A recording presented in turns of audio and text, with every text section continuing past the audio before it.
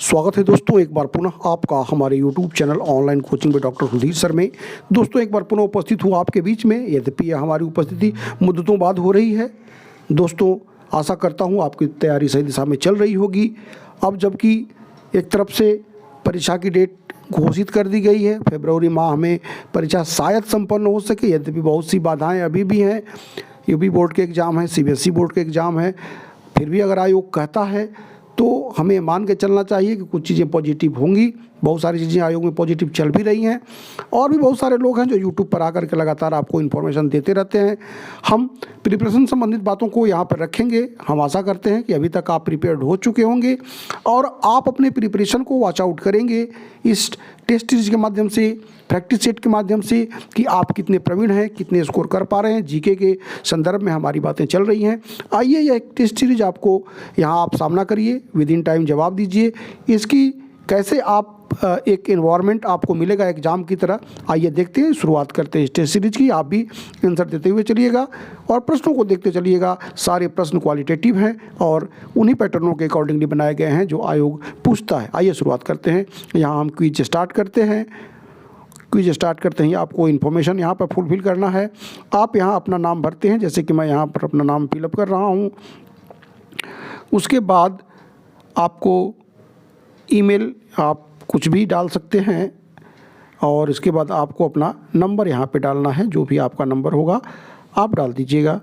चलिए और शुरुआत करते हैं, क्विज स्टार्ट करते हैं। क्विज स्टार्ट हो गया और यहाँ पर आप देखिए क्विज खुल गया है। टाइमिंग है 20 मिनट की। 20 मिनट में आपको 30 प्रश्न बनाने हैं। पहला प्रश्न आप देखें, भारत की पहली एजुकेशन टाउनशिप कहाँ विकसित की जाएगी जिसका उद्देश्य एक ही स्थान पर सभी प्रकार की शिक्षा उपलब्ध कराना होगा। दोस्तों जब भी पहले की बात आती है आपको सजग हो जाने की आवश्यकता है। भारतीय स्तर पर अब यह कह रहा है कि पहली एजुकेशन टाउनशिप कहाँ विकसित की जाएगी। 4 ऑप्शन यहाँ पर आप देख रहे हैं। Where will India's first education township be developed which aims to provide all types of education at one place. देखिए 4 ऑप्शन यहाँ पे हैं। यहाँ पे जो सही ऑप्शन है आपको देखना है, लगाना है। यहाँ पे मुझे लग रहा है उत्तर प्रदेश इसका सही ऑप्शन है। आप भी अपने स्तर पर सोचते हुए चलिएगा। उत्तर प्रदेश के साथ हम आगे बढ़ते हैं और बहुत डिटेल में नहीं जाएंगे क्योंकि क्विज है और देखिए टाइमिंग शुरू हो चुकी है। सारी बातों से आपको अवगत कराएंगे। देखिए दूसरा प्रश्न यहाँ पर देखिए स्पोर्ट्स से है। स्पोर्ट्स आपके सिलेबस का हिस्सा है। अवनी लेखरा जो पैरालंपिक्स में स्वर्ण जीतने वाली पहली भारतीय महिला हैं का संबंध किस खेल से है। Avani Lekhara who is the first Indian women to win gold in Paralympics is associated with which sports। you see here 4 option और इसमें आपको सही जवाब लगाने हैं। दोस्तों हम आपको बता दें अवनी लेखरा निशानेबाजी से संबंधित हैं, शूटिंग से हैं। 10 मीटर राइफल्स में इन्होंने पैरालंपिक्स में गोल्ड मेडल जीता था। साथ ही साथ इन्होंने ब्रॉन्ज भी जीता था। 2 मेडल जीतने वाले भी पहली भारतीय महिला हैं पैरालंपिक्स में। तो आप निशानेबाजी के साथ जा सकते हैं। हम बढ़ेंगे अगले प्रश्न की तरफ और अगला प्रश्न देखें, कह रहा है शिक्षा मंत्रालय द्वारा जारी राष्ट्रीय संस्थागत रैंकिंग फ्रेमवर्क NIRF 2020 में किस संस्थान को प्रथम स्थान प्राप्त हुआ है। Which institutions got the first position in the national institutional ranking framework NIRF 2022 released by the ministry of education. यहाँ पर 4 ऑप्शन यहाँ पर देखिए और आप अपना आंसर लगाइएगा। यहाँ पर देखिए IIT Madras, IIT Hyderabad, IIT Bengaluru और IIT मुंबई। और इसके अकॉर्डिंगली जो सही आंसर है, टॉप पे जो संस्थान है इसके अकॉर्डिंगली तो वह है IIT मद्रास 2022 के NIRF रैंकिंग के अकॉर्डिंगली। बढ़ेंगे हम अगले प्रश्न की तरफ। दोस्तों इस तरह के प्रश्नों का सामना आपको परीक्षा में करना होता है। सारे प्रश्न क्वालिटेटिव हैं, आप अवगत होंगे। प्रारंभ से ही मैं इसी तरह के प्रश्नों के साथ आपके बीच में उपस्थित होता रहा हूँ, लेकिन इस बार मेरी उपस्थिति कम हो पाई है। आइए इस प्रश्न को देखते हैं। अगस्त 2022 में किन 2 देशों के बीच उदार शक्ति नामक द्विपक्षीय युद्धाभ्यास वायुसेना का आयोजन किया गया। In August 2022 between which 2 country a bilateral air force exercise named Udara Shakti was organised. यहाँ पर 4 ऑप्शन है, आप देख लीजिए। India and Malaysia, India and America, India and Thailand and India and Japan. तो आपको इसमें सही ऑप्शन है भारत और मलेशिया। आप एक के साथ जा सकते हैं। इस ऑप्शन को पुट करके आप आगे बढ़ेंगे। देख रहे हैं समय भी बहुत तेज़ी से बीत रहा है। इसी पॉइंट ऑफ व्यू से आपको इसको सॉल्व करना है। आइए बढ़ते हैं अगले प्रश्न की तरफ। अगला प्रश्न देखिए, नीति आयोग ने बुनियादी ढांचे की थीम में किस शहर को सर्वश्रेष्ठ आकांक्षी जिला घोषित किया है। बड़ा ही महत्वपूर्ण प्रश्न है दोस्तों। इस तरह के प्रश्न आयोग चयनित करता रहा है। आप जितने भी 46, 47, 50 के जो भी प्रश्नों की एनालिसिस आप करेंगे, पाएंगे कि इस तरह के प्रश्नों का आयोग चयन करता रहा है। प्रारंभ से ही मैं इन तरह के प्रश्नों का चयन करता रहा हूँ, जो कि आपकी परीक्षाओं के लिए बेनिफिशियल होते रहे हैं। बहुत सारे बच्चे हमारे साथ जुड़े, सिलेक्ट हुए, आज भी जुड़े हुए हैं और हमारे बैचेज चल रहे हैं। मैं बार बार कहता हूं, आप अपने स्तर पर तैयारी करें। किसी भी स्तर पर लगता है कि आपको मेरे प्रैक्टिस सेट, मेरे नोट्स, मेरी टेस्ट सीरीज की आवश्यकता है, आप बहुत ही न्यूनतम राशि अदा करके हमसे जुड़ सकते हैं। अगर आप अपने स्तर पर तैयारी कर रहे हैं, सो फार सो गुड। आइए इस प्रश्न का आंसर देखते हैं। 4 ऑप्शन यहाँ पे है, हरिद्वार, सोनभद्र, जहानाबाद और रायपुर। दोस्तों, Haridwar is the right answer of this question. Now move to the question number 6 and this is related to sports also. सितंबर 2022 में नीरज चोपड़ा के द्वारा यूरिक स्विट्जरलैंड में आयोजित किस खेल चैंपियनशिप में जेवलिन थ्रो में स्वर्ण पदक जीतने वाले पहले भारतीय बने हैं? जेवलिन थ्रो में स्वर्ण पदक जीतने वाला विश्व चैंपियनशिप में पहले भारतीय बने हैं नीरज चोपड़ा, किस स्पोर्ट्स में? तो दोस्तों 4 ऑप्शन यहाँ पर आप देखिए। 4 ऑप्शन में डी, डायमंड लीग चैंपियनशिप इसका सही जवाब हुआ।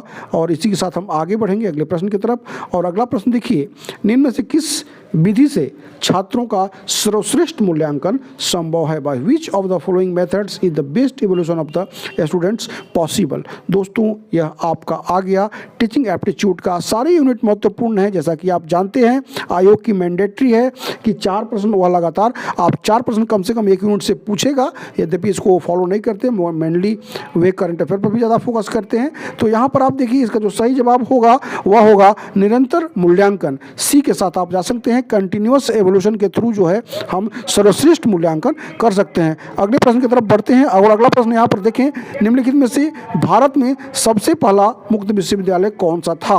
विच of the following was the first open university in India? दोस्तों, यहाँ पर 4 ऑप्शन आप देख रहे हैं। आंध्र प्रदेश मुक्त विश्वविद्यालय, इंदिरा गांधी राष्ट्रीय मुक्त विश्वविद्यालय, नालंदा खुला विश्वविद्यालय और राजर्षि टंडन मुक्त विश्वविद्यालय, जिसमें आपको बता दें आंध्र प्रदेश मुक्त विश्वविद्यालय, जिसे कि भीमराव अम्बेडकर विश्वविद्यालय भी के रूप में भी जाना जाता है, वह पहला था। और ए के साथ आप जा सकते हैं। इस तरह के प्रश्नों का चयन आयोग करता रहा है। समय बड़ी तेजी से बीत रहा है, लिहाजा हमें जल्दी करना होगा।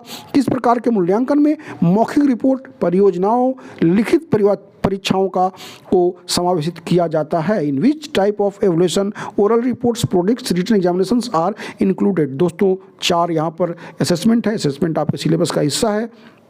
मैं बार बार आपसे कहता हूं, आप पैटर्नों को अगर पकड़ कर चलते हैं, सफलता निश्चित आपका कदम चूमेगी। और यहाँ पर जो आप आंसर देख सकते हैं, निरंतर मूल्यांकन के साथ आप जा सकते हैं। और यह जो है समेटिव असेसमेंट इसका सही जवाब हुआ। आप इसके साथ जा सकते हैं।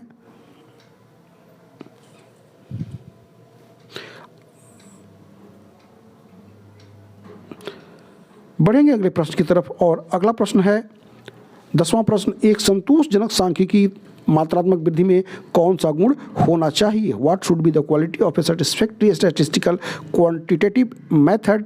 तो इसमें फ्लेक्सिबिलिटी होनी चाहिए। डी के साथ आप जा सकते हैं। हम बढ़ेंगे अगले प्रश्न की तरफ। और अगला प्रश्न देखें एक बार, पुनः टीचिंग एप्टीट्यूड से है। राष्ट्रीय शैक्षिक अनुसंधान और प्रशिक्षण परिषद की स्थापना कब हुई थी? When was the national council of educational research and training established? और यह हुई थी दोस्तों 1961 में। आप ए के साथ जा सकते हैं। हम बढ़ेंगे अगले प्रश्न की तरफ। और अगला प्रश्न देखें, आईसीटी से है, आपके यूनिट 3 से है। इनमें से किस पीढ़ी के कंप्यूटर में इंटीग्रेटेड सर्किट का प्रयोग मुख्य रूप से किया जाता था? In which of the this generation of computers the use of integrated circuits was the main one? 4 option यहाँ पर आप देखिए। इसमें जो सही जवाब होगा दोस्तों वह होगा 3rd जनरेशन। बी के साथ आप जा सकते हैं। हम बढ़ेंगे अगले प्रश्न की तरफ। और अगला प्रश्न देखें, इनमें से कौन वेब ब्राउज़र नहीं है? सारे जो भी प्रश्न हमने आपके लिए संकलित किया है, सारे आपके जो पैटर्न है उसके बेस पे हैं।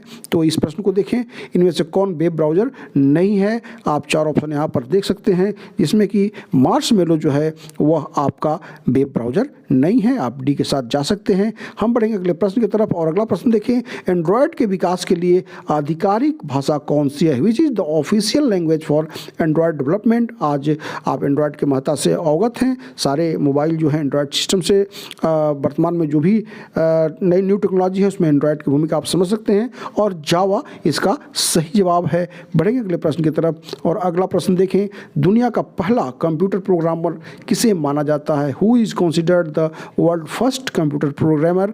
तो यहाँ पर एडा लवलेस, डी इसका सही जवाब हुआ। बढ़ेंगे अगले प्रश्न की तरफ, और अगला प्रश्न देखिए, पुनः आईसीटी से रिलेटेड है। BIOS का पूर्ण रूप इनमें से कौन है? Which of the following in the full form of BIOS? दोस्तों, basic input output system, basic input output system, C इसका सही जवाब हुआ। और हम बढ़ेंगे अगले प्रश्न की तरफ, और अगला प्रश्न देखें, इनमें से कौन सा राष्ट्रीय पार्क मध्य प्रदेश राज्य में अवस्थित नहीं है? यानी कि 3 तो मध्य प्रदेश राज्य में अवस्थित हैं, लेकिन एक पार्क जो है वह अवस्थित नहीं है। 4 पार्क यहाँ पर आप देख रहे हैं, कान्हा, पेंच, बेतला और संजय नेशनल पार्क। दोस्तों, हम आपको बता दें कि यहाँ पर बेतला राष्ट्रीय पार्क जो है वह झारखंड में स्थित है, तो इसका सही जवाब हुआ। और यहाँ जो आप पेंच राष्ट्रीय पार्क देख रहे हैं, यह भी एक प्रश्न बनता है, क्योंकि पेंच एक ऐसा राष्ट्रीय पार्क है जो 2 राज्यों में अवस्थित है, महाराष्ट्र और मध्य प्रदेश में। इस तरह के प्रश्न आएंगे तो भी आप अपने ध्यान में अवश्य रखिएगा। बढ़ेंगे अगले प्रश्न की तरफ, और अगला प्रश्न देखें, बासिल कन्वेंशंस का संबंध किससे है? With what's Basil conventions related? दोस्तों, यह जो रिलेटेड है वह है, 4 ऑप्शन आप देखिए और अपने स्तर पर भी आंसर देने का प्रयास करते रहिएगा, या अपने ध्यान में रखिएगा कि यह प्रश्न आपको आ रहा था या नहीं आ रहा था। अगर आ रहा था तो सो फार सो गुड, अगर नहीं आ रहा था तो आपको you have need of improvement, क्योंकि अभी फॉर्चुनेटली आपकी एग्जामिनेशन टल गई है। अनफॉर्चुनेटली या फॉर्चुनेटली, जो भी, अगर आ रहा है तो बहुत अच्छी बात है, नहीं आ रहा है तो उसके लेवल को, अपने लेवल को आकलित करें और उसमें इम्प्रूव करें, और आ रहा है तो बहुत अच्छी बात है। खतरनाक अपशिट से पर्यावरण सुरक्षा, environmental protection from hazards waste, तो ए इसका सही जवाब हुआ। आप ए के साथ जा सकते हैं। यह आपका मैन एंड एनवायरमेंट यानी यूनिट 4 के क्वेश्चंस हैं। सारे यूनिट्स को मैं शामिल करता हूँ। आइए इस प्रश्न को देखते हैं। ज्योग्राफी का प्रश्न है, इडुक्की बहुउद्देशीय परियोजना किस नदी पर स्थित है? Multipurpose project Idukki is situated on which river? दोस्तों, यह पेरियार पे है, तो आप पेरियार के साथ जा सकते हैं। हम बढ़ेंगे अगले प्रश्न की तरफ, और अगला प्रश्न देखें, इस तरह का प्रश्न आया था। और विश्व जैव विविधता दिवस कब मनाया जाता है? When is world biodiversity day celebrated? दोस्तों, 4 ऑप्शन यहाँ पर देख रहे हैं आप, और सही जवाब आपको भी पता होना चाहिए। बहुत ईजी क्वेश्चन है, ईजी प्रश्न भी आते हैं, इसको गलत करने से आपको बचना है। तो 22 मई सही जवाब हुआ। बढ़ेंगे अगले प्रश्न की तरफ, और अगला प्रश्न देखें, पुनः एक बार आपका मैन एंड एनवायरमेंट से रिलेटेड है। निम्नलिखित वायु प्रदूषक में कौन रक्त धारा को दुष्प्रभावित कर मौत उत्पन्न कर सकता है? Which of the flowing air pollutants can cause death by affecting the blood stream? और यहाँ पर आप देख सकते हैं 4 ऑप्शन यहाँ पे हैं। कार्बन मोनोऑक्साइड इसका सही जवाब हुआ। और हम बढ़ेंगे अगले प्रश्न की तरफ। समय बड़ी तेजी से बीत रहा है दोस्तों, इस चीज़ को आपको ध्यान में रखना है। स्थानीय स्वशासन किसके शासनकाल की मुख्य विशेषता थी? तो यहाँ पर आप देख सकते हैं यह प्रश्न हिस्ट्री से है, और यह प्रश्न बहुत ही महत्वपूर्ण प्रश्न है और एवरग्रीन प्रश्न है। अक्सर यह प्रश्न आते रहा है। चोला डायनेस्टी जो है इसका सही जवाब हुआ। ए के साथ आप जा सकते हैं। बढ़ेंगे अगले प्रश्न की तरफ, और अगला प्रश्न देखें, निम्नलिखित नदियों में से किसका उद्गम भारत में नहीं है? ज्योग्राफी ऑफ इंडिया का क्वेश्चन है, महत्वपूर्ण प्रश्न है। तो देखिए, विच of the following river does not originated in India? दोस्तों, 4 प्रश्न यहाँ पर हैं, जबकि यहाँ पे देखिए इसमें सतलज जो है यह भारत से नहीं निकलती है। सतलज के साथ आप जा सकते हैं। हम बढ़ेंगे अगले प्रश्न की तरफ, और अगला प्रश्न देखें, भारत का सबसे पूर्वी बिंदु कौन सा है? Which is the eastern most point of India? चारों यहाँ पर आप देख सकते हैं, चारों जो हैं वह ईस्टर्न, वेस्टर्न, साउदर्न और ये नॉर्दर्न पॉइंट हैं। तो साउदर्न पॉइंट से तो आप अवगत ही हैं। आप इंदिरा पॉइंट इसका सही जवाब है, जबकि इंदिरा कॉल जो कश्मीर में है नॉर्दर्न पॉइंट है।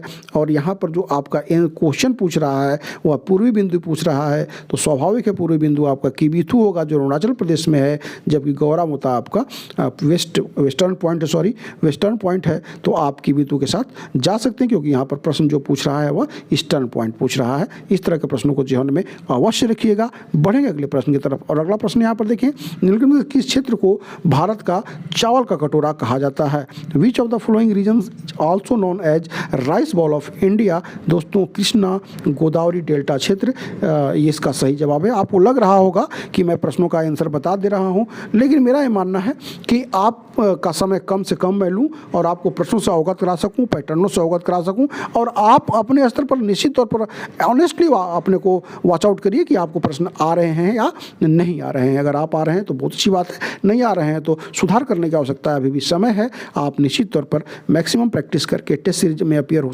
करके अपना प्रिपरेशन करके अपने को और भी विकसित कर सकते हैं और ज़्यादा से ज़्यादा मार्क्स गेन कर सकते हैं। आइए 26 क्वेश्चन की तरफ बढ़ते हैं। अगला प्रश्न देखिए, स्वतंत्रता प्राप्ति के समय भारतीय राष्ट्रीय कांग्रेस के अध्यक्ष कौन थे? Who was the president of the Indian national Congress at the time of independence? देखिए 4 ऑप्शन यहाँ पे है दोस्तों। हम आपको बता दें कि JB कृपलानी जो थे उस समय अध्यक्ष थे INC के, तो आप सी के साथ जा सकते हैं। अगले प्रश्न को देखें, और यह आपका सोलर सिस्टम से है, जो आपका ब्रह्मांड आपका सिलेबस है, तो उसमें आपको यूनिवर्स से प्रश्न आते हैं। किसी तारे के अंत का प्रारंभ किस अवस्था से माना जाता है? तो यहाँ पर देखिए, from which stage is the beginning of the end of A star considered? तो देखिए फ्रॉम रीजेंट, यानी कि ए इसका सही जवाब हुआ। लाल रक्त वामन से किसी भी तारे की के अंत का प्रारंभ माना जाता है। अब आ गए हम 28 क्वेश्चन की तरफ। महत्वपूर्ण प्रश्न देखिए, यूनेस्को द्वारा विश्व धरोहर घोषित फूलों की घाटी राष्ट्रीय उद्यान भारत के किस राज्य में स्थित है? दोस्तों 4 ऑप्शन यहाँ पर आप देखिए, हिमाचल प्रदेश, उत्तराखंड, सिक्किम और जम्मू कश्मीर। जैसा कि आप जानते हैं मैं ऑप्शन नहीं पढ़ता, लेकिन यह टेस्ट सीरीज है, आपको ध्यान से आगे बढ़ना है। तो देखिए यहाँ पर उत्तराखंड जो होगा उसका इसका सही जवाब होगा। और हम बढ़ चलेंगे अगले प्रश्न की तरफ। और अगला प्रश्न देखिए 29वां क्वेश्चन है, वह कौन सी प्रणाली है जिसमें कर उत्पादन के हर एक चरण पर लगाया जाता है? तो दोस्तों वह है वैट। ए के साथ आप जा सकते हैं। और हम आ गए अंतिम प्रश्न की तरफ। और अंतिम प्रश्न है, भारत के किस राज्य में कोई ग्रामीण क्षेत्रीय बैंक नहीं है? Which state of India does not have any rural regional bank? तो दोस्तों यहाँ पर जो 4 ऑप्शन यहाँ पर आप देख रहे हो उसमें सिक्किम और गोवा, यहाँ पर कोई भी ग्रामीण क्षेत्रीय बैंक नहीं है। तो आप इसका आंसर यहाँ लगा सकते हैं। और देखिए अभी भी मेरे पास 4 मिनट 28 सेकंड बचे हैं। मैं इसको टेस्ट सीरीज को सबमिट करता हूँ और देखता हूँ कि रिजल्टेंट क्या है। तो देख रहे हैं यहाँ पर हमने अब इसको सबमिट करने का बटन दबा दिया है। उसके बाद हम व्यूज रिजल्ट देखेंगे कि रिजल्ट की फाइंडिंग क्या है। तो आप देख सकते हैं यहाँ पर जो रिजल्ट मुझे मिला है तो 30 आउट ऑफ 30। नियर फ्यूचर अगर आप भी इस तरह से करना चाहते हैं तो आप आगे भी आप अटेम्प्ट कर सकते हैं, ज्वाइन कर सकते हैं। आपके सुखद एवं स्वर्णिम भविष्य के लिए ढेर सारी शुभकामनाएं। धन्यवाद।